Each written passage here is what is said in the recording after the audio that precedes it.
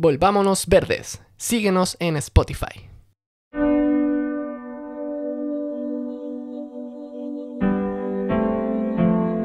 El problema somos usted y yo, no el mundo. Porque el mundo es la proyección de lo que somos.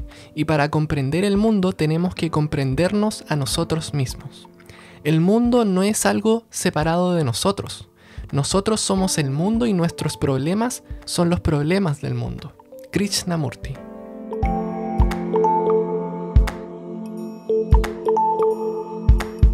Hola a todos, estamos en una nueva entrega de nuestro lindo podcast Volvámonos Verdes. Como siempre, antes de partir, agradecemos a nuestros queridos auspiciadores Embarra Humo Recolector y Kombucha Cha. Muchísimas gracias. Además, queremos comentarte que si te ha gustado este podcast y quieres apoyarnos para que podamos entregarte contenido de calidad y grandes invitados cada semana, puedes unirte a nuestro Patreon, donde podrás aportar monetariamente cada mes. Cualquier aporte es bienvenido. Pueden encontrar el link a nuestro Patreon en la descripción de este episodio. Hoy invitamos a Rodrigo Calcañi. Él es presidente de la Fundación Huerquehue y de la Corporación Parques para Chile, dedicada a la conservación en la Araucanía a través del corredor biológico Namuncahue. Rod Calcañi ha trabajado en diversos proyectos colaborativos con comunidades y conservación. Vamos con la entrevista.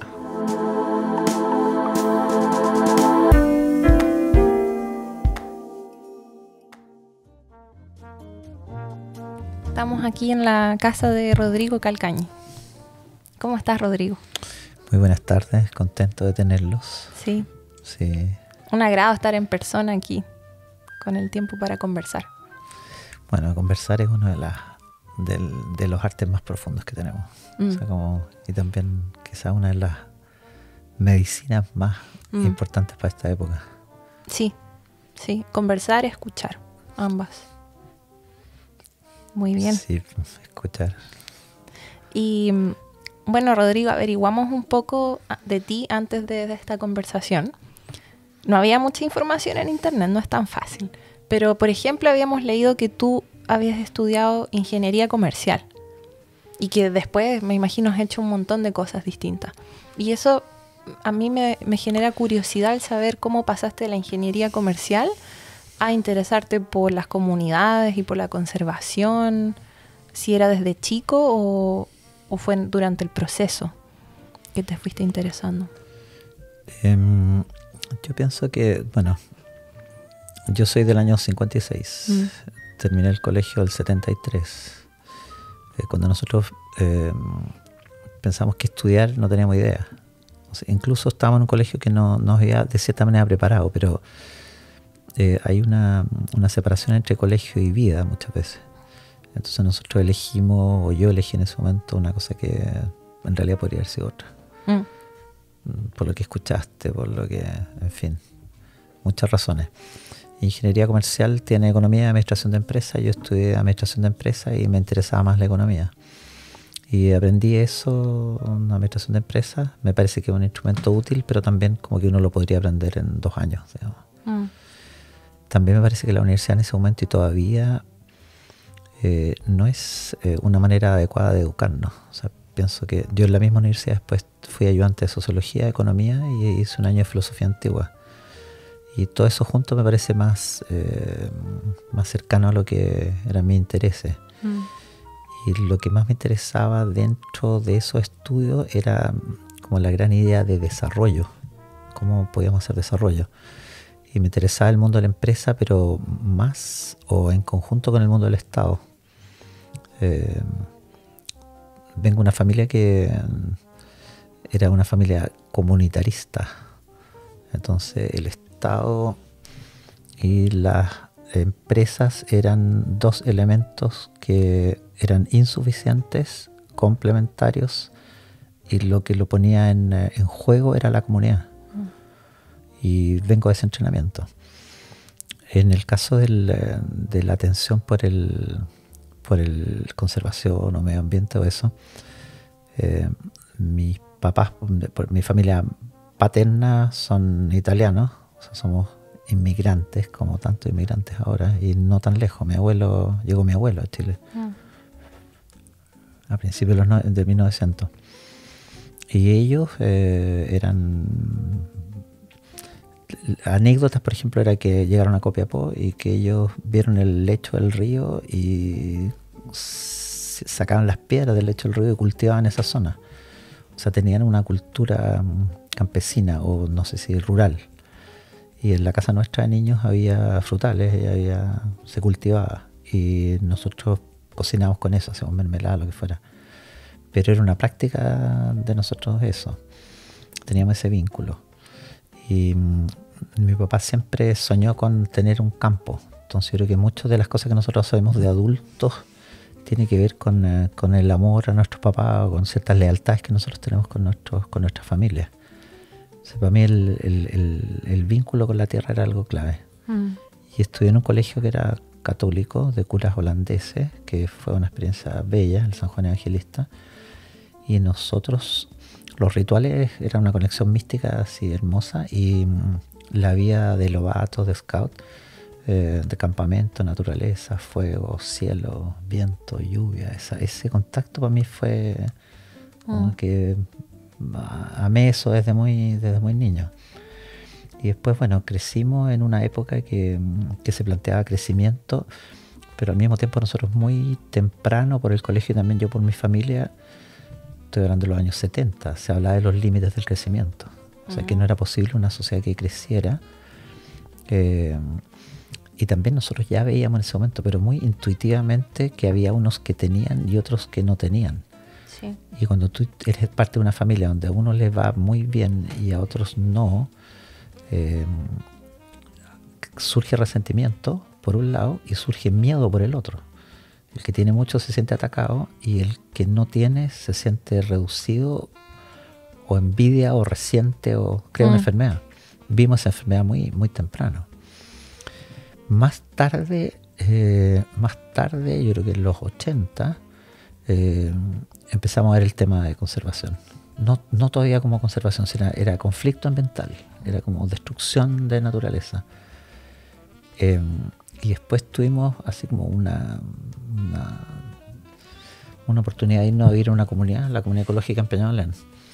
Y eso yo creo que fue un cambio fuerte también, que era un pie de montaña, vivía muy poca gente y nos tocó a nosotros como vecinos organizar el agua, organizar el lugar. Al principio muy jóvenes, muy así, viviendo paraísos. Después vamos a volver un poco a eso, pero vivíamos felices. O sea, como no trabajamos todavía, o sea, trabajamos muy poco y para abastecernos. Y vivíamos en la precordillera, digamos, el cajón, o sea, ¿cómo se llama? En Peñalolén. Entonces teníamos la quebrada Macula arriba y era como de nosotros. El cuidador era amigo de nosotros, el tuco, y podíamos subir. Y vivíamos ahí, era como que era todo tuyo. Y también yo siento que hay algo en lo humano que tiene esa conexión de que todo es nuestro. Claro. O sea, la naturaleza para nosotros es algo que nos atrae, nos llama, por deporte o por... En fin, así que tengo esa marca, pero también lo que nos dimos cuenta, nosotros inicialmente yo trabajé en desarrollo económico porque era como la especialidad de nosotros, economía popular, economía solidaria. Raceto fue un gran maestro ahí en economía solidaria, trabajamos en eso y vimos también ese elemento como economía solidaria, como complemento a la economía capitalista, ¿no? El tema de la competencia también es una cosa que siempre ha estado presente, si la competencia es la única fuerza, y nosotros vemos que hay algo en el competir que es una fuerza sana, pero eso llevado al extremo es una enfermedad, es como un desequilibrio. Entonces el colaborar nos parece también un tipo de fuerza que es capaz de unir talentos y generar donde no hay. Es como distintas personas pensando juntas, lo que llamamos ahora inteligencia colectiva. Es un don que la humanidad tiene y que de cierta manera lo ha ido ocultando, ¿sí? Entonces todos esos elementos juntos nos han ido como llevando a vínculos más fuertes con la naturaleza. Casualmente también y por historias así hermosas llegamos a este territorio, a la Araucanía, a la zona de Caburga, al estero Lumaco un verano. Teníamos 3 niñas que vivían con nosotros chiquititas y vivimos un mes a la orilla de un estero y damos un salto a las rocas y llegamos al lago y subíamos un cerro y había selva Y las niñas sacan los zapatos y es como, papi, ¿qué es esto? O sea, estamos como wow, como una felicidad y una experiencia muy directa como de ser amados por todo o amar todo. Y yo creo que eso nos influyó mucho. Buscamos un lugar, tuvimos la suerte de encontrar un lugar, un CAI, La Flor de la Pampa, un lugar muy hermoso en la zona de Carhuello.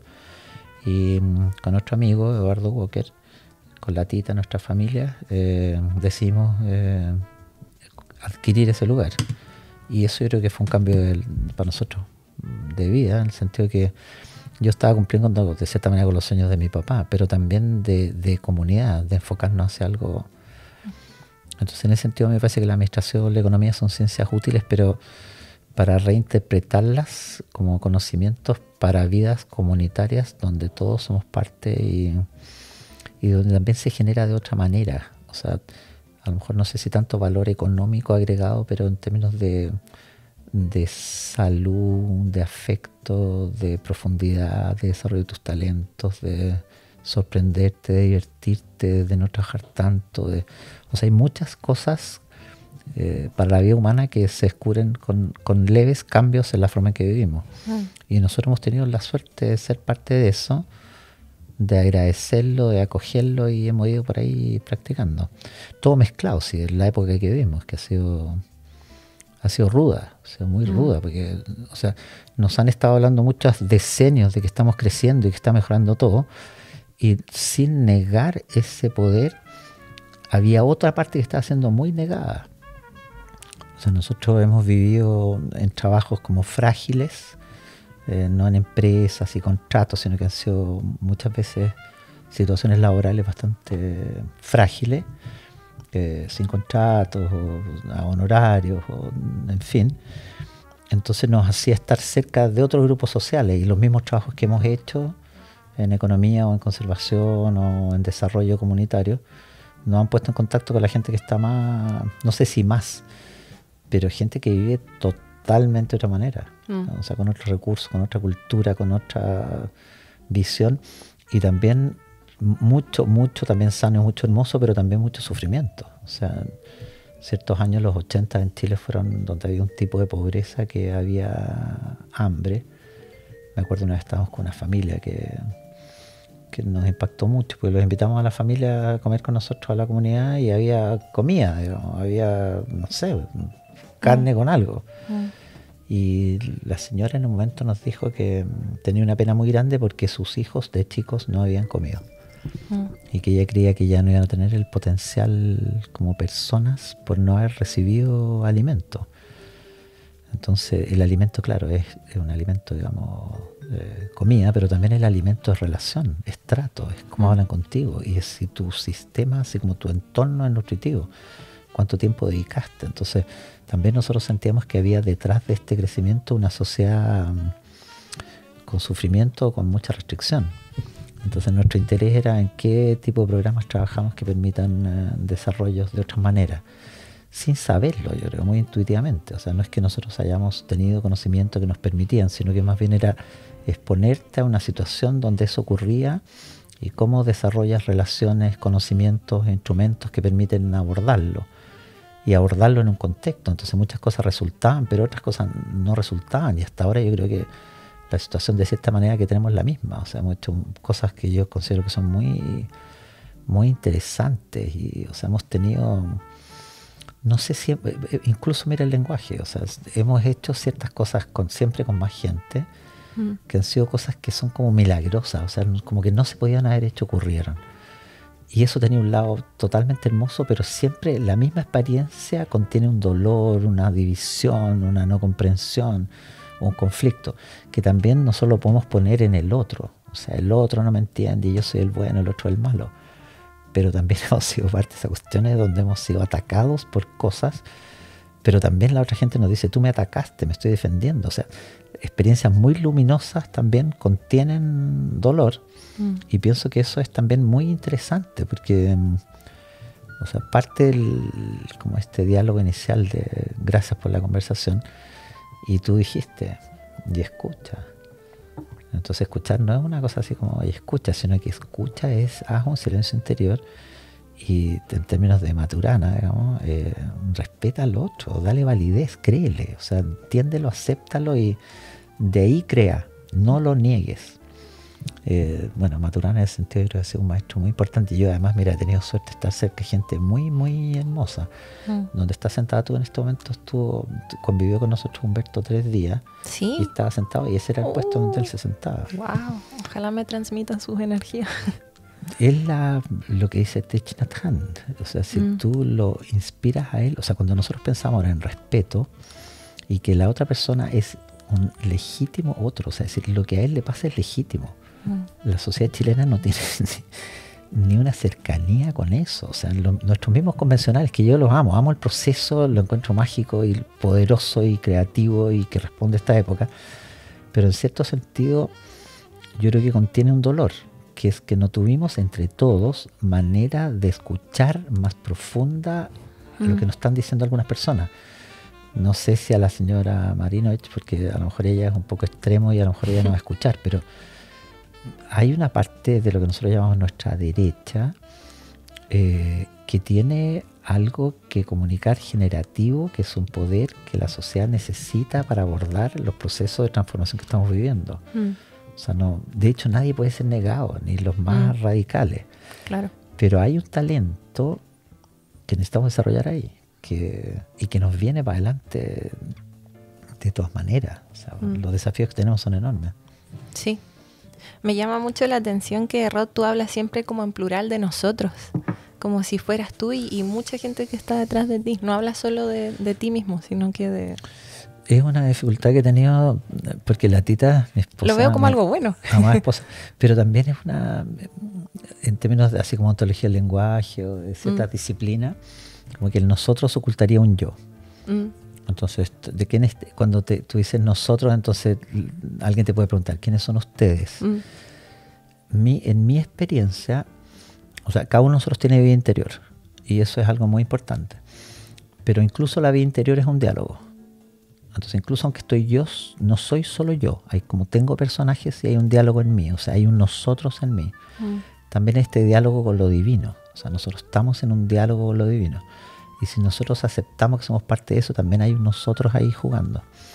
Y después, por ejemplo, esta casa es un nosotros. Esta mesa es un nosotros. El café es un nosotros. Claro. Y de las experiencias que yo he sido parte, que ya tengo un montón de años, entonces hemos hecho muchas cosas y además me interesa mucho eso, tengo esa como pasión. Nunca he hecho nada solo. O sea, si tengo una huerta, pero han trabajado, mucha gente ha venido a trabajar con nosotros acá y con nosotros acá, que somos los que vivimos acá. Entonces hay un nosotros, yo lo veo. Y me encontré con Thich Nhat Hanh, que para mí ha sido una muy ¿lo hermosa conociste? sorpresa. O sea, lo conozco íntimamente, no porque haya estado con él nunca, sino que porque lo he leído y lo he escuchado y lo he visto también en ciertas cosas, y porque además ciertas cosas que él dijo que hiciéramos las he hecho, y él dice que si tú estás ahí, estás con él. Y también yo lo siento muy importante, porque quizás uno de los principales miedos de esta época es la muerte.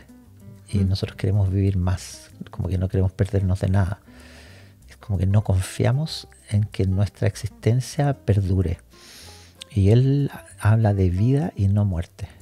Él dice que nosotros nos vamos transformando y transformando y retransformando, y él confía profundamente en eso. Entonces, él para mí es un nosotros. Tai le dice a la gente que lo ama y que lo ha leído, que lo escucha. Y para mí él es alguien cercano. En el sentido que él me ha dicho cosas. La gente que está escuchando acá está escuchándonos. Entonces, uno podría decir que ustedes, los que están escuchando, no están acá. Y nosotros sabemos que de cierta manera están acá porque estamos hablando para ustedes desde este lugar. Entonces, el Tai dice eso. Que él dice, si tú inspiras en amor, con amor, yo estoy contigo. Entonces yo pienso que hay un nosotros grande ocurriendo, y también hay otra cosa que o sea, si tú, también los invito a todos los que vayan a escuchar esto, que acá en el sur, por ejemplo, nosotros tenemos algunas noches que son muy oscuras y muy diáfanas. O sea, tú puedes ver el cielo muy transparente. Si te sientas a un lugar calentito, bien tapadito, tranquilo, y empiezas a mirar el cielo, en un momento sientes el viaje. La Tierra es una nave desplazándose en el universo y estás viendo el universo, sientes el viaje y no eres ajeno. Esa es tu casa, ese es tu lugar. Entonces nosotros somos unos invitados a ese viaje. Entonces yo no puedo hablar de mí. O sea, eso es, todos nosotros somos eso, dándonos cuenta en este instante presente. Entonces cuando ves eso, el nosotros es muy natural. Y siempre es una buena pregunta si estás ocultando algo cuando dices nosotros. Que no son ustedes. Pero ahí yo tengo el sueño, por ejemplo, de que en un momento Chile perdió el nosotros, o a lo mejor nunca lo hemos tenido, no sabemos. La humanidad perdió el nosotros. No somos nosotros algo. Entonces quizá una de nuestras preguntas es, así más fuertes como época, es cómo generamos un nosotros de manera que todos estemos disponibles a honrar eso y a darle tiempo, recursos, todo lo que tengamos a nosotros. Porque al final, o sea, tu colegio, tu escuela, tu liceo, donde tú estás, ¿es tuyo o es un nosotros? Si tú vas ahí a pedir, no es lo mismo que tú vas a dar y a compartir y también a tomar. Son dos situaciones muy distintas. En una sociedad de la escasez, la gente es como tiene un miedo activado que va a tomar. En una sociedad con algo de más conciencia, nosotros llegamos a ese lugar tranquilo, nos enamoramos de la gente, de las situaciones, nos admiramos y queremos compartir lo que tenemos. Y si hay un silencio, hay una aceptación, florecen tus dones y tienes más para compartir. Y yo creo que en ese espacio es donde ha ocurrido también esta pregunta tuya, es decir, ¿cómo han llegado a la conservación? Hemos llegado a la conservación porque vemos que la fuente de la vida... Pedro Hojas, WhatsApp de Lo audio. siento. La fuente... ¿Partimos de nuevo eso? ¿Tú lo cortas o...? Sí, lo puede cortar. O que quede el Pedro Hojas, un querido. Entonces la historia es que en un momento nosotros pensemos en el instante original. Hay un primer instante donde todo surge. Esa es la imagen que nosotros tenemos. Es algo muy chiquitito que se pone en movimiento, surge todo. Entonces siempre nos queda de dónde viene eso. Entonces nosotros decimos Dios. Entonces también lo podríamos nombrar de otra manera. Una manera de nombrarlo tiene que ver con el origen o la fuente donde todo proviene. Que la fuente podría tener algo así como vacío, vacuo o nada de donde emergen cosas. Viene todo de ahí. Si viene todo de ahí, nosotros estamos ahí. Entonces ya tienes algo, un origen común. Entonces en ese proceso de transformación nosotros llegamos acá. Entonces nos dice, bueno, en el sistema solar nosotros vemos al Sol y vemos a la Tierra. El Sol se parece mucho a lo masculino, a una energía que fecunda, un fotón, que también podríamos llamar biofotón. Si no fuera un biofotón, ¿cuándo fecundaría? Y vemos a la Tierra también algo que estamos diciendo nosotros ahora en Chile. O sea, como vemos a la Mapu, vemos a la madre. Entonces, no es que la Tierra sea un ser, como dice Thich Nhat Hanh. La Tierra, él dice, es un bodhisattva, es un ser, pero muy probablemente tenga conciencia. Y es un ser que es madre de todos los seres. Y tenemos entonces una familia estelar, una familia cósmica que somos parte. Estamos en el origen, contenemos todo. Entonces cuando tú ves ahí, observas ahora la vida como proceso. Y en la vida como proceso lo que hay es una naturaleza que son miles de seres intercambiando que crean las condiciones para que todas las especies y todos los seres vivan. Y nosotros somos hijos de eso y el hijo que se da cuenta de eso. Entonces como, wow. Entonces en ese caso no es el gran problema el calentamiento global. El gran problema es la desconexión con el flujo de la vida, el no cuidado, no entender los patrones que hay ahí y crear nuestros propios patrones que están demostrando que destruyen la vida silvestre, capaz de crear sistemas que permiten la vida, y estamos sufriendo mucho como humanidad, individual y colectivamente. Entonces es una sociedad que ha tenido como una emergencia, una cúspide y que se está desplomando, y tenemos como la posibilidad como humanidad de recrear, de regenerar. Entonces la regeneración tiene que ver con el cuidado de la naturaleza. Y el cuidado tiene que ver con un conocimiento profundo y con un vínculo profundo. Es como en el amor, nuevamente, enamorarnos de.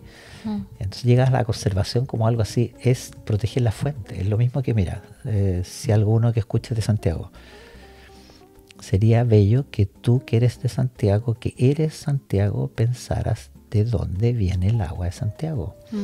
Y que todos los habitantes de Santiago se organizaran para cuidar el agua de Santiago.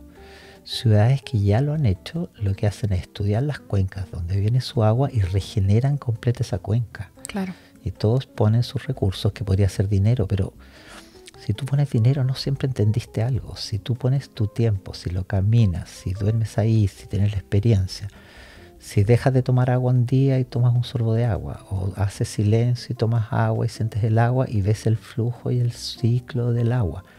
Experiencias así de simples, pero al mismo tiempo así de profundas, nos van a permitir entender que si cuidamos la vida de la tierra, nos cuidamos a nosotros.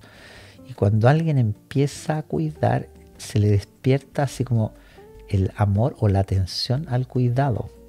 Yo pienso que esta época es una época de autocuidado mutuo. Como hay que poner en juego el valor del autocuidado, es el amor a sí mismo, el profundo amor a sí mismo. Y también, si tú te amas muy profundamente, podría ser como muy egótico, me amo yo soy superior, o me amo yo, pero también veo el milagro que eres tú. O sea, si yo me conozco a mí, yo ya sé la profundidad que hay en ti. Es como, y ahí estamos en otro nivel de vínculo, de relación, de amor, y donde muchos miedos, no todos desaparecen. Y eso, como en comprensión de lo natural, te hace amarlo y cuidarlo y decir, ¿y cómo hacemos esta cuestión? Que yo creo que es una clave para este momento y quizás alcancemos a hablar un poquito de eso. Claro, de que primero, gran parte de la conservación tiene que ver con comunidad, con cuidarse a sí mismo, cuidar al entorno, todo eso está relacionado. Sí, muchas gracias. Me estaba echando cafecito. Y bueno, parte de tu trabajo también tiene que ver con un corredor biológico que se llama Namuncahue, ¿cierto? Y eso me interesa, me imagino que muchos de los que nos oyen quizás no lo sepan. ¿Qué es un corredor biológico y para qué sirve? ¿Por qué es tan importante tener corredores biológicos? Conexión. Buena pregunta. Bueno, el fenómeno humano es un fenómeno de conexión. O sea, decimos que el lenguaje, por ejemplo, nace de que se alarga el periodo en que los niños están con la familia, con las madres, con la familia.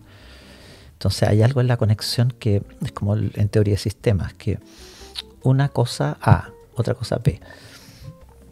A más B genera algo que no está presente ni A en B. Es como está el papá, está la mamá, pero cada uno de nosotros no es papá ni mamá, es algo nuevo. Es algo nuevo. Entonces, como un secreto o una magia o no sé qué, una capacidad del cosmos es que crea, de nada crea.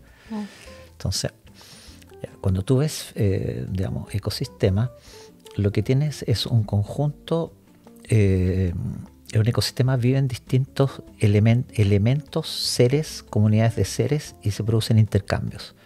Por ejemplo, en este territorio estamos en una experiencia muy hermosa descubriendo funga, el reino funga, de una manera además que ha sido muy interesante porque sería un anuncio de los nuevos tiempos esta manera de conocer, que es una experiencia, pero además hay ciencia, pero además hay arte y además el vínculo entre las personas es amoroso. Entonces eso es algo así como una matriz o un útero donde es posible transformaciones.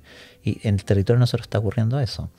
Esa comprensión tiene que ver con que tú no ves yo, ves nosotros y ves el intercambio y te das cuenta que hay ciertos procesos que ocurren en el intercambio. Entonces, en ecosistemas naturales, cuando tú fraccionas un ecosistema, disminuyes la capacidad de regeneración, la capacidad de resiliencia, la capacidad de ante perturbaciones sanarse.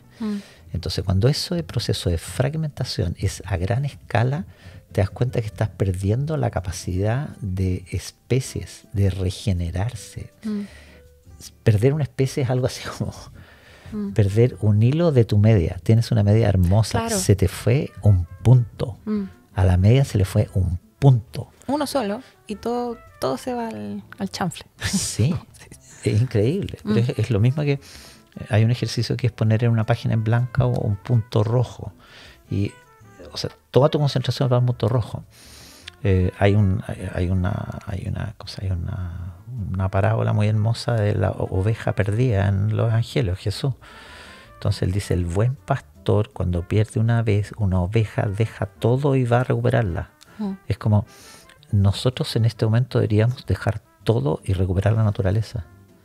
Lo único así como que yo diría que debería ser una frase simple que todos entendamos: cuidar el tejido de la vida. O sea, toda conexión tiene que ser regenerada. Entonces, cuando tú tienes la posibilidad de ver un ecosistema o actuar un ecosistema, y tú ves, por ejemplo, que se taló un lugar, ahí después metieron animales, pues se erosionó.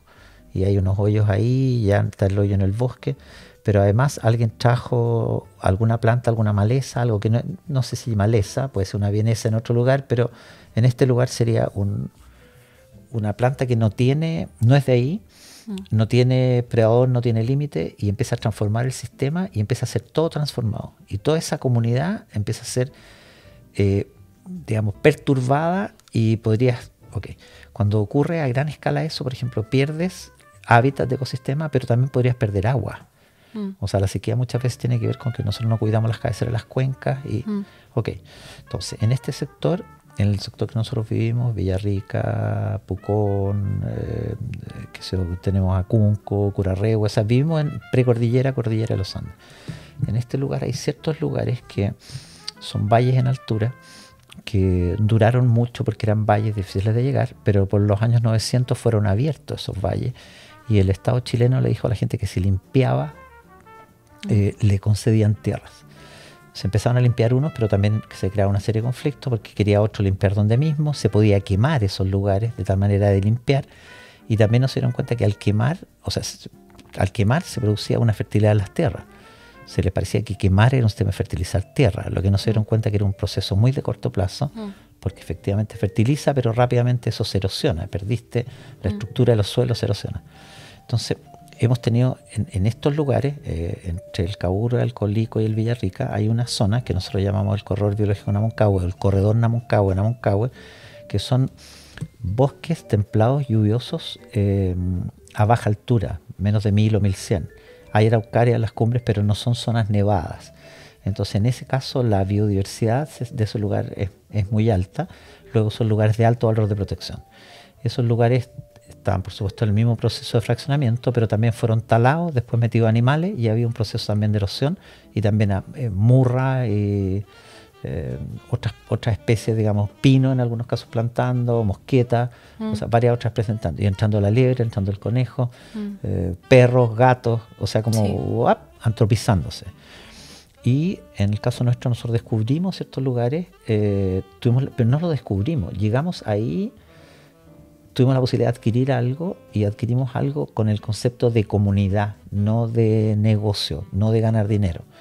Y esa posibilidad que tuvimos, descubrimos el lugar y nos dimos cuenta que era algo extremadamente hermoso. Inicialmente una conexión como de espíritu, me enamoro, pero después empezamos a ver que no estaba tan sano como creíamos. Y no era un bosque primario, era un bosque ya renovable y muchas veces talado, y muchas veces con así como ecosistema degradado. Ya estábamos ahí, tuvimos la posibilidad de adquirir más propiedades, y esa comunidad creció. Y creció con un concepto que es muy interesante, porque le llamamos comunidades de conservación. O sea, el objetivo del grupo no era lucrar ni era recreación, nos queremos, tenemos interacciones que ha sido muy bello como ecosistema, socioecosistema, para crear a nuestra familia y nosotros. Y también estamos cuidando un lugar, nos encanta ir ahí, y también asistimos a un proceso de regeneración.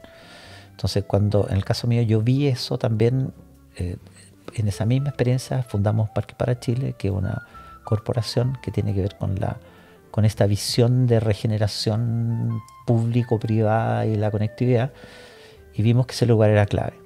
Y de vuelta a aparecer el tema de fraccionamiento y corredores biológicos. Entonces, el corredor biológico lo que busca es una conexión de algo desconectado, regenera el lugar y permite entonces que la capacidad de vida del territorio aumente. O sea, tú estás solo tú, estoy solo yo, estudiamos los dos física, empezamos a estudiar física, matemática o química juntos, y se acelera la capacidad de los dos de creación. Entonces la sociedad y las organizaciones tienen mucho de eso, que aunque no lo reconozcamos, un hospital funciona no porque cumplen todas las reglas, sino que porque ese grupo de seres humanos está comprometido con la salud. Son su vocación. Tratan de cumplir las reglas, pero o sea, muchas veces tienen que saltarse, porque la regla es algo humano que tiene un rol, pero si fuéramos sabios sería una inspiración, y que después tú las veces que te saltas la regla le avisa a todo el grupo: oye, no pude cumplir esa, así que revisemos la regla. Nosotros lo ocultamos acá. Entonces, en fenómenos naturales, la interacción genera, si se rompe la interacción entre ecosistemas o entre especies o entre un bosque, lo partes en dos y corre viento al medio del bosque, y a veces generas, digamos, espacios en que aves no pueden circular, etcétera, etcétera. Entonces el concepto de corredor biológico es re clave: conecta, que también yo creo que es una buena pregunta para ver qué está pasando con el fraccionamiento ahora, a qué escala llegó, y si esto de corredores biológicos podría ser una clave de regeneración de estos territorios. Claro. Pero lo que nosotros vimos era Namuncay, en este corredor que llamamos ahora Namuncahue, era un lugar que está la reserva Quelhue, que es lo que se puede ver de Pucón, y Quelembre, que es la cordillera que separa Caburga con Colico. Ese corredor tiene en las partes más altas algunas cabeceras de cuenca, del Namuncay, del Carhuello, del Namuncahue y del Lumaco. Entonces vimos la posibilidad de comunidades de conservación en esos lugares que cumplían. Primero era un método de financiamiento. ¿Cómo financias la compra de eso? Hay gente que quiere ir a conservar, pero también que estaban disponibles para no usar todo, para no fraccionar, para no especular, para no lotear, sino que fueran espacio de conservación y instalarnos en una puntita del lugar, no ocuparlo completo. Y algunos de nosotros lo que vimos era la posibilidad de corredor. O sea, dijimos, si está está el del lado. Tuvimos la posibilidad, como Parques para Chile y con algunos socios, Rainforest Concern, Templado, de adquirir algunas propiedades ahí también, y quedó al medio Carhuello, y dijimos, bueno, si hiciéramos una comunidad en Carhuello y tenemos la comunidad, o lo que está hablando de Parques para Chile, tenemos Quelhue, tenemos Quelembre, habría un gran corredor biológico conectando. Deben ser más de 20.000 hectáreas, y en un triángulo que es el templado, lluvioso, más bajo, más antiguo, en mejor estado de conservación, más al norte del planeta. Entonces, como eso yo creo que tiene la ecología, la geografía, los sistemas de información geográfico que nos permite, como lo hemos hecho algunas veces, te subes a un avión y vuelas a un predio, entonces es increíble la naturaleza, y yo le pedí al piloto, da una vuelta y empieza a ascender. Si tú asciendes 3.000 pies, 4.000 pies, 5.000 pies, lo que llegas a ver que tu gran corredor biológico es un parche. Y es un parche donde está todo al lado fraccionado. O sea, la humanidad, o sea, el nivel de intervención que nosotros tenemos sobre lo natural es brutal. Entonces, se puede ver desde el espacio, yo creo. En este momento Google Earth, abran su lugar donde viven y empiezan a ver cómo tienen, y van a ver cómo ha sido antropizado el paisaje y cómo nosotros eliminamos lo silvestre del paisaje.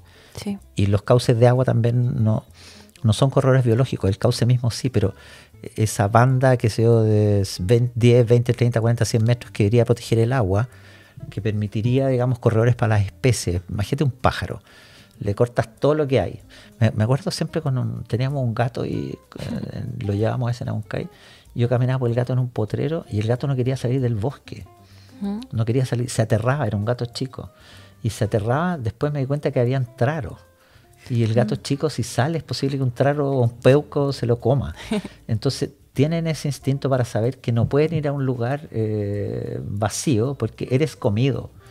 O sea, hay un dicho también muy hermoso: cuando el tigre abandona la selva es cazado. Entonces nosotros creamos condiciones donde no es posible para muchas especies habitar, y lo que se trata entonces de entender el fraccionamiento, generar espacios que conecten, ir generando esa conexión lo más ampliamente posible, y en este caso eran cabeceras de cuenca, y ahora hemos ido descubriendo cómo esa cabecera de cuenca también sigue desprotegida y llega al mar desprotegida, por lo cual tenemos una tarea hermosa, comunitaria, y urgente, que es regenerar nuestras cuencas y entenderlas como un órgano hermoso en esta Constitución que ha sido dicho con todas sus palabras y lo hemos podido llevar adelante eso, y que nos toca ahora como comunidades de habitantes de las cuencas pensar y hacer todas las acciones que podamos para regenerar eso. Entonces, también, que cada uno de nosotros se haga consciente de en qué cuenca vive, ¿cierto? De cómo, de dónde nace y hacia dónde va, de cómo está todo conectado. Sí. Sí. Y todos los seres que viven ahí, porque es como... Y en ese sentido yo creo que funga viene muy hermoso. Pensamos en flora fauna y no en funga. Y no son todos los reinos. Van a seguir apareciendo reinos y relaciones. Hay como 6 o 7, me parece. Sí. Reinos de seres, no animales. Es muy hermoso. Y también una de las preguntas que teníamos a propósito del festival aquí, era ¿por qué apareces en este momento? ¿Qué nos quieres mostrar? ¿Y qué patrones se está mostrando a la naturaleza que podrían ser patrones de organización social? Y yo digo que eso es muy hermoso porque, bueno, en las historias también hay un ángel, que es el ángel orgulloso, y hay un ángel que no es el obediente, sino que es el que vive en el asombro, el que vive en la gratitud. Entonces pienso que nosotros hemos sido como sociedad, es decir, nosotros vamos a controlar la vida. Nos sentimos inseguros, vamos a controlarlas para estar seguros. Y mira lo que creamos. Bombas atómicas para estar seguros. Claro. Es como, wow, te diste una vuelta larga. Fronteras, paredes, rejas para sentirnos seguros. Sí, en vez de acurrucarnos entre todos, como en vez de... En fin, momento hermoso y delicado. Claro, y me hace pensar, bueno... En Pucón estamos viviendo mucho lo que es que se viene a vivir gente, se está loteando mucho, se habla mucho de que hay más fragmentación. No solo Pucón, he escuchado que también más en el sur, en la Patagonia, también está ocurriendo mucho eso. Y es posible de alguna manera habitar el territorio, pero apoyando a la conservación. No es necesario que uno... se imagina que, claro, donde vive el humano va a haber destrucción. También puede haber conservación ahí donde está el ser humano, ¿cierto? Se pueden unir ambas cosas.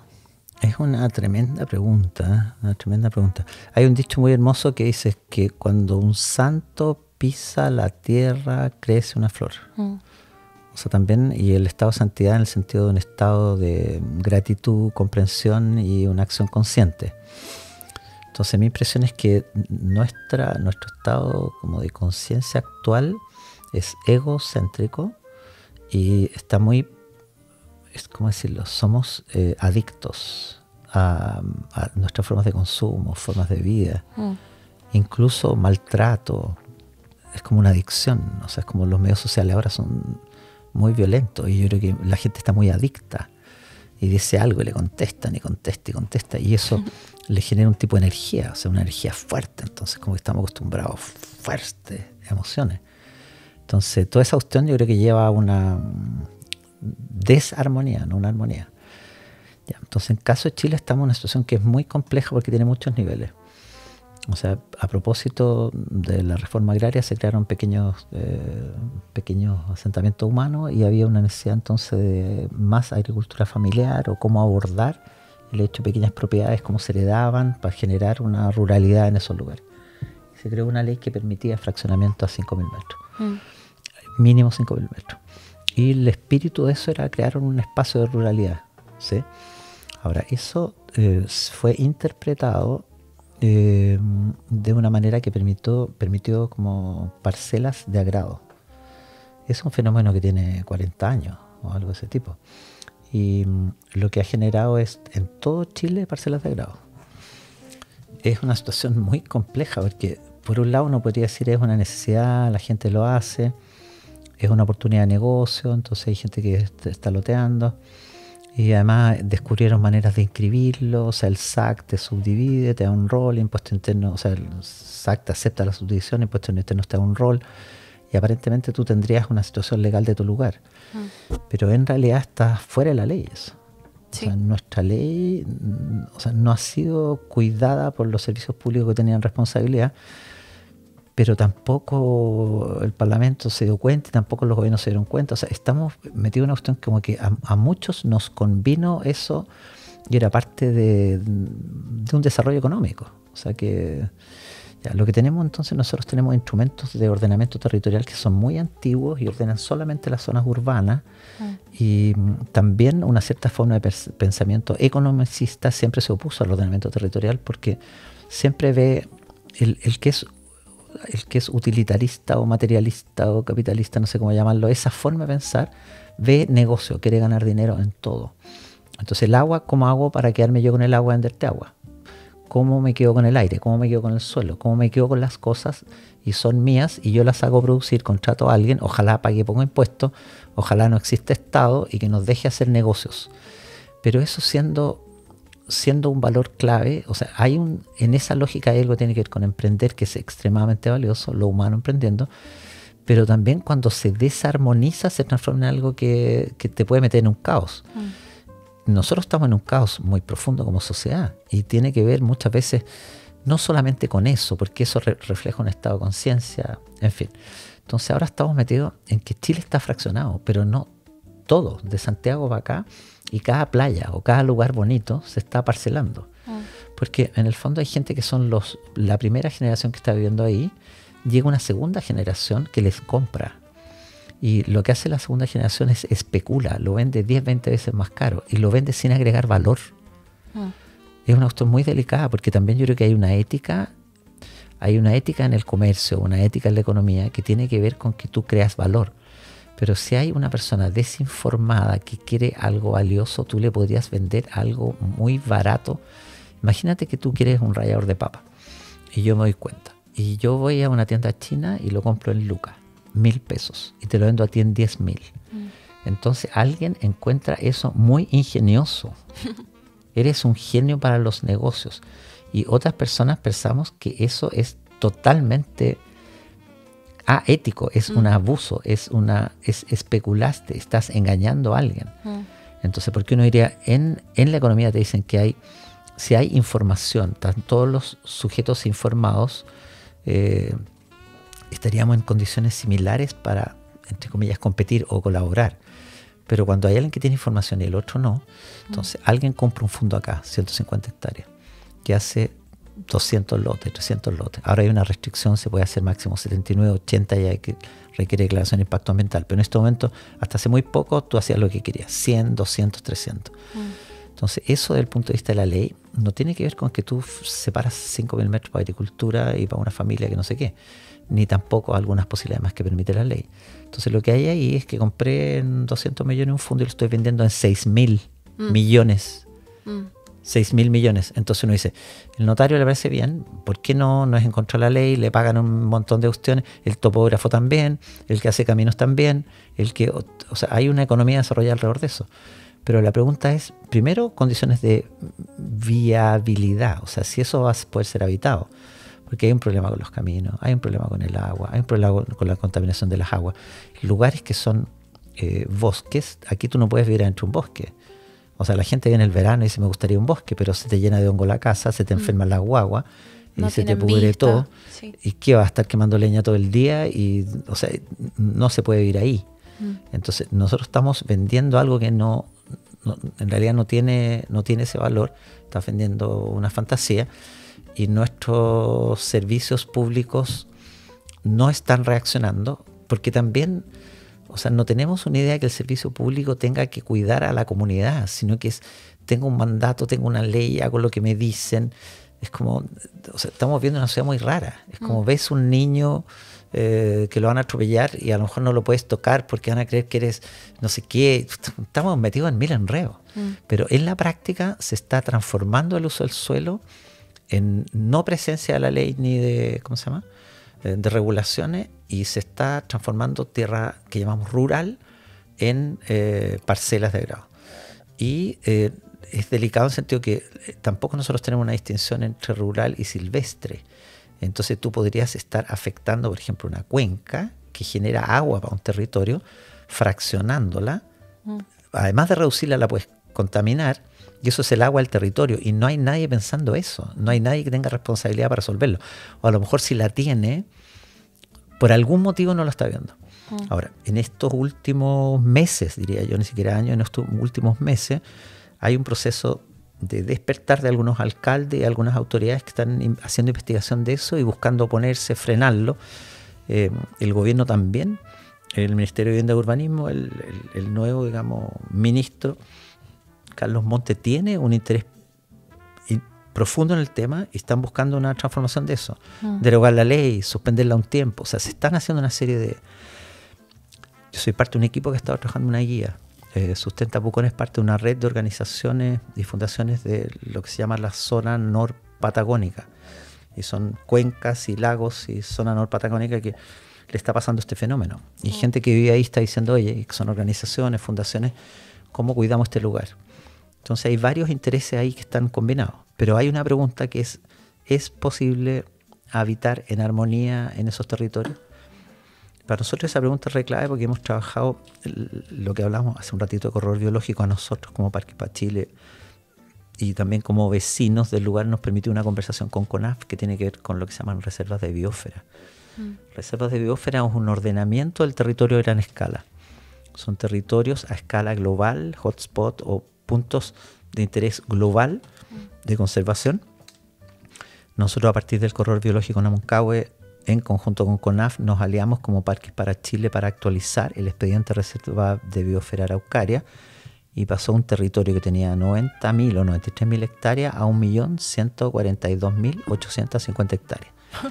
Y Wow. eso es un ordenamiento territorial que está buscando responder lo que tú decías. ¿Es posible para los seres humanos en este momento habitar en armonía acá?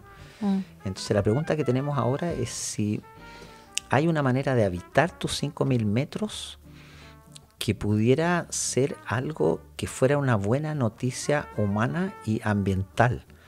Y probablemente también política, económica y una serie de... Nosotros creemos que hay una manera. La manera tiene que ver con el concepto de corredor biológico, pero con una leve diferencia, y es que cuando tú miras un territorio, una manera de crear orden en el territorio sería que tú identifiques qué es lo silvestre y que tú reconozcas que cada territorio, cada 5.000 metros, o el predio, por ejemplo, estos son 24,5 hectáreas La Alegría, nosotros tenemos 6 comunitarias y tenemos sitios individuales.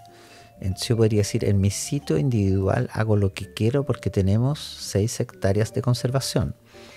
O yo podría decir, somos parte de un puzzle de paisaje donde esta parcela también tienen lugares que tienen que ser destinados a conservación. Entonces creas un mapa sobre el mapa de propiedad, que es el mapa de conservación. O sea, son los corredores biológicos que mantienen valores biológicos en el territorio. Cursos de agua o también corredores de bosque. O también pueden estar interrumpidos esos corredores. Y lo que necesitaríamos es esas formas de vida continua y tú regenerarías una conexión, crearías un corredor biológico que conecta. Entonces el enfoque que nosotros estamos dándole a la guía tiene que ver con eso muy profundamente, que tú eres parte de un macro paisaje, vives en un territorio que son bosques y son agua, eso ha sido transformado. Quieres vivir en una parcela de 5.000,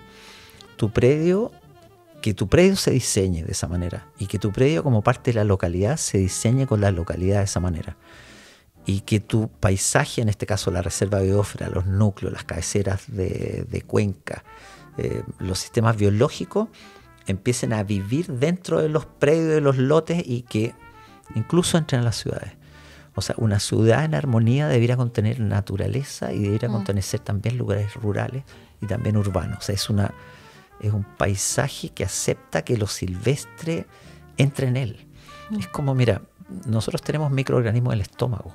Es como nosotros somos nosotros, pero nosotros tenemos todo un mundo salvaje dentro de nosotros. Tenemos lo silvestre dentro de nosotros regulando un montón de procesos. Y nosotros queremos excluirlo. Entonces, al excluirlo, te pones triste. O sea, al excluirlo, vives en una cosa de cemento que se calienta y que respira unos gases que no te hacen bien. Y tus niños, ¿cómo se crían?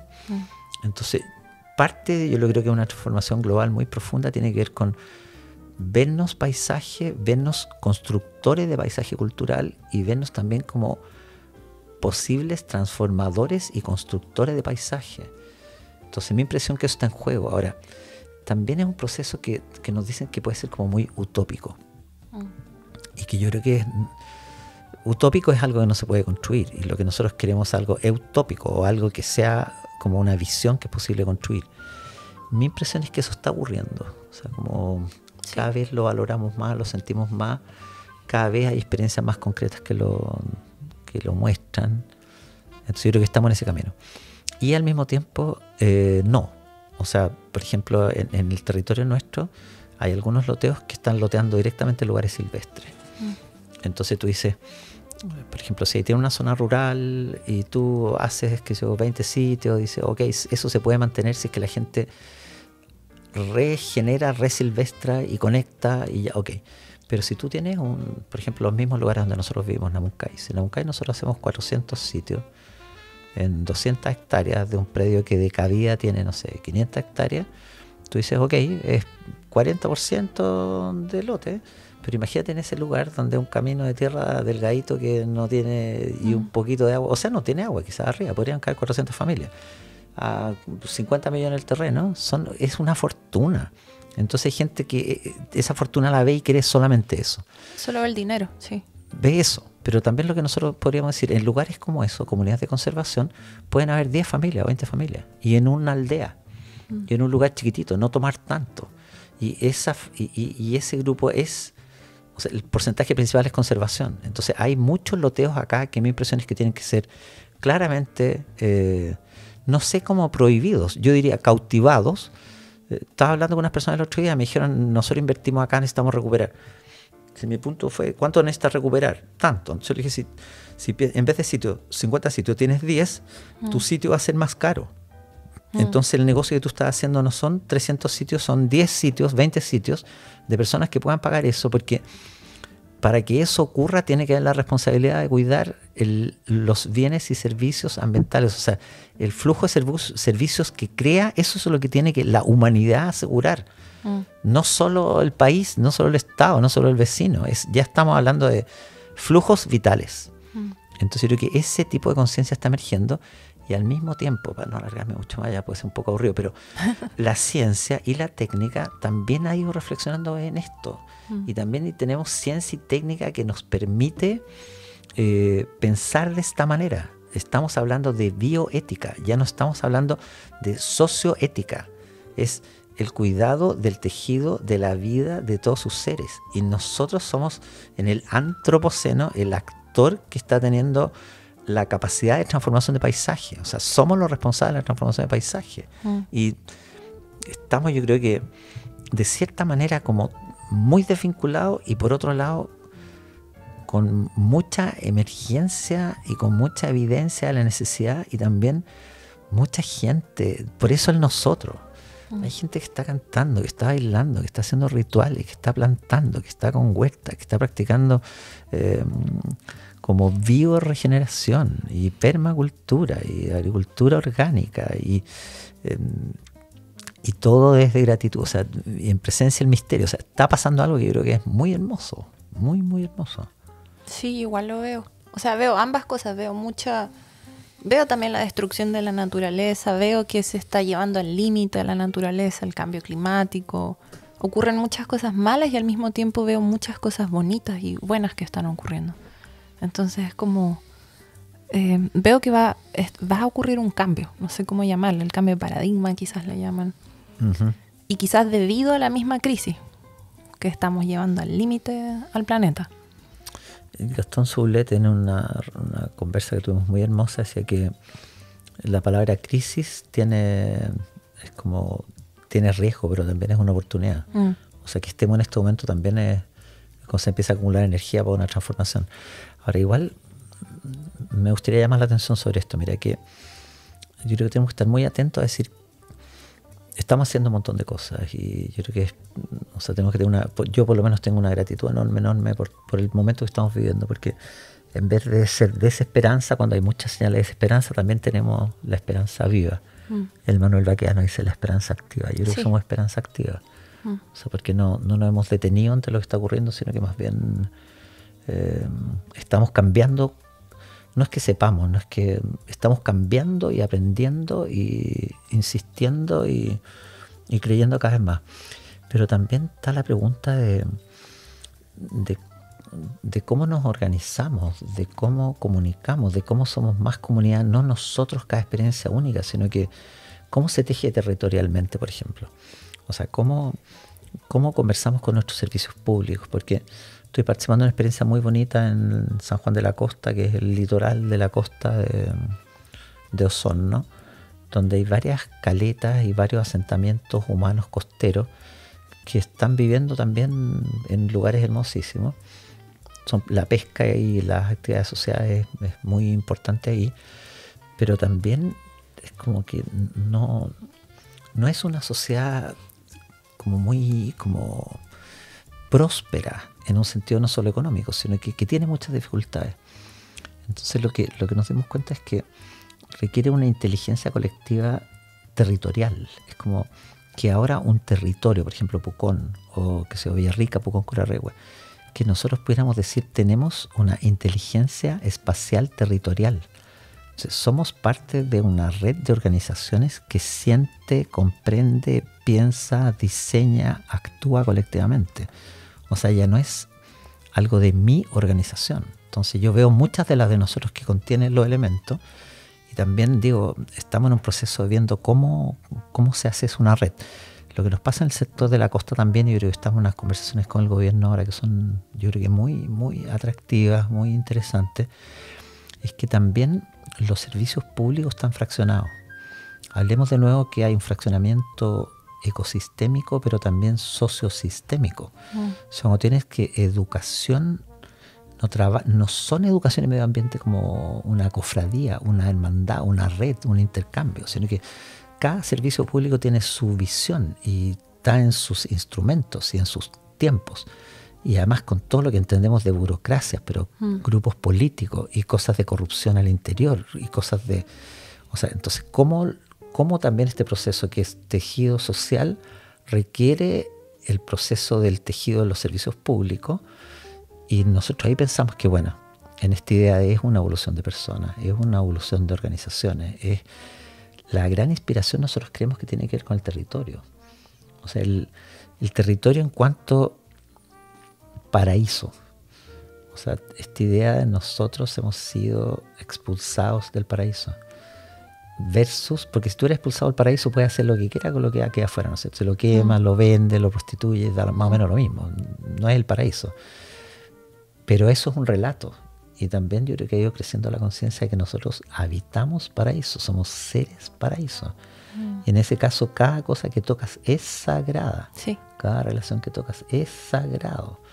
Entonces yo creo que desde ese espíritu, porque lo que no tenemos al final es que estamos siempre fraccionados, siempre divididos. Pero mira, eres de Santiago, de Temuco, donde sea, tú no estás dividido por el aire, no estás dividido por el agua, no estás dividido por el alimento. Preocúpate de tu aire, tu agua, tu alimento. Y ahí entran todos. Todos juntos tenemos que cuidar el tejido de vida que da vida. Eso es común.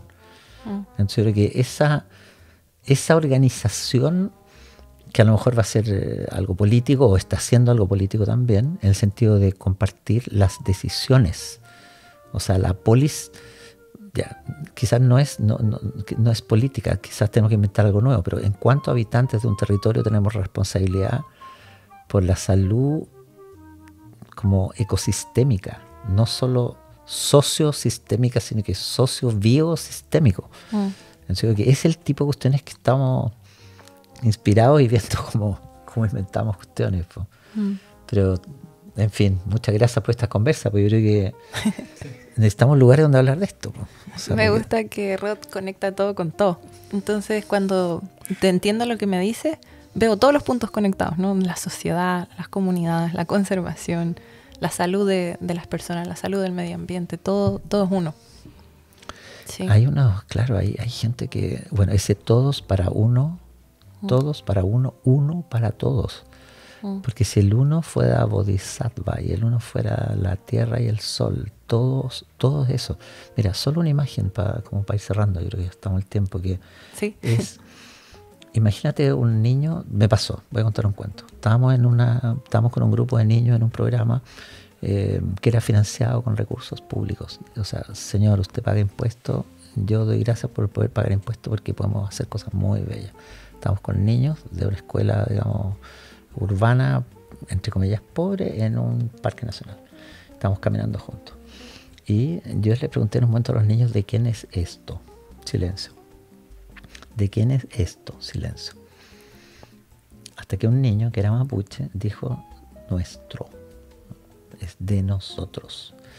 O sea, imagínate si tú eres niño y tú eres educado donde el aire es tuyo, todas las aguas tuyas, todo el sol tuyo, toda la capacidad de la tierra, de la vida es tuya. Tuya no en el sentido de propiedad, en el sentido de pertenencia. Es como yo hablo de nosotros. Es ¿de quién es el agua? De nosotros. ¿De quién es el bosque? De nosotros. Entonces digo, ese lugar de ver el nosotros, yo creo que va a permitir un cambio bien potente. Mira, todos los bienes y servicios ambientales de todo el planeta regenerados y de nosotros. El que lo usa paga algo, ¿para quién? Para nosotros, para cuidar eso y a lo mejor para generar una renta mínima para todos. O sea, es la vida el regalo, no la economía, ni no el tipo de cambio, no la tasa de interés, no los impuestos, no, eso es muy, muy, muy después. O sea, el 99,999 te lo regalan, el 0,001 es nuestra creación y nosotros creemos que esa creación es la vida. Y nosotros decimos, no, pues si vivimos en el paraíso te da todo y nosotros cocinamos papitas que nos da el paraíso, con la leñita del paraíso, con el agüita del paraíso y el hambre que me da el paraíso. Ni siquiera mi hambre es mío. Es verdad. Muy buena esta conversación. Muchas gracias, Rod. No, yo feliz, pa. Sí. Feliz. Sí. De poder estar hablando de esto, porque al final, mira, también que yo pueda hablar esto no es por mí, es por todas las conversaciones que hemos tenido, por todos los rituales que hemos participado, por nuestras plantitas sagradas, por nuestros machis, por nuestros loncos, por nuestras autoridades, por el Gastón Soulet, por el Humberto Maturana, por toda la gente, por el Elicura, Chihuailaf, por tanto ser de luz que abre su corazón y te cuenta. Entonces al final se nos vamos entendiendo, pues. Vamos entendiendo. Así que lo que ustedes hacen también es un trabajo. Ustedes son de cierta manera un corredor biológico, o sea, están generando comunicación, están conectando. Y eso es un rol. O sea, el universo está inspirando que ocurran estas conversaciones. Sí. Somos nosotros, pero también viene algo de adentro muy profundo, o de afuera muy profundo, que nos mueve. Y plantando semillitas, que ni siquiera sabemos en qué se van a convertir, pero algo va a salir. Eso. Muy bien. Muchas gracias. Muchas gracias. Agradecemos nuevamente a nuestros auspiciadores que son Humo Recolector. Son inciensos hechos en base al canelo a residuos de la industria. Esto es un proceso llamado suprarreciclaje. Huelen muy rico. También tenemos a En Barra, que son champús y diversos productos cosméticos en barra, no vienen envueltos en plástico. Son zero waste, por lo tanto también son veganos y biodegradables. Y por último, Kombuchacha es una bebida de té fermentada, es muy rica, tienen distintos sabores, por ejemplo jengibre, arándano y otros. Es buena para la digestión, es orgánica y es vegana. Perfecto, muchas gracias En Barra, Humo Recolector y Kombuchacha por apoyarnos. No olviden apoyarnos en Patreon, no lo olviden. Muchas gracias a todos nuestros auditores, que tengan una buena semana. Chao.